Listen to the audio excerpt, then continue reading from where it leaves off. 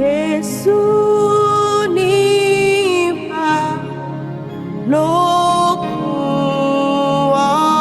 ọkàn, ẹ má ṣe jẹ́ ká fòyà.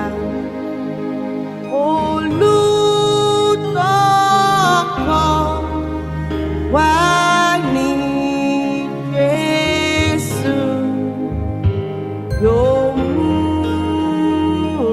ọkàn wa gúnlẹ̀. Ẹ má ṣe bẹ̀rù, ẹ kún fún ayọ̀, nítorí Jésù lọ́gà ọ̀run. Bó ti wù kí jìnnà létò, yóò mú ọkàn wa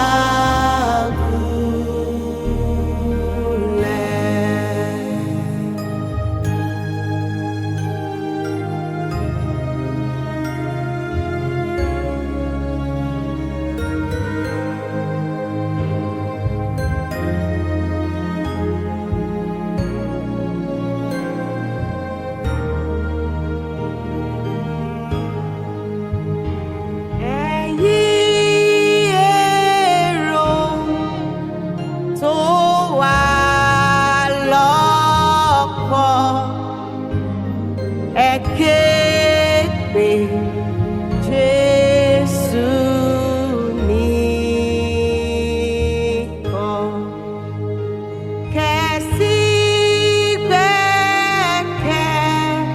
gbẹ́kẹ̀yìn lé Jésù, yóò mú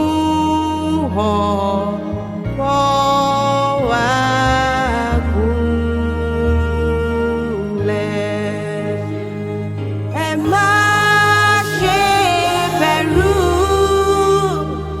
ẹ kún fún ayọ̀, nítorí Jésù lọ́gà ọ̀run. Bó ti wù kí jìnnà létò, yóò mú ọkàn wa gúnlẹ̀.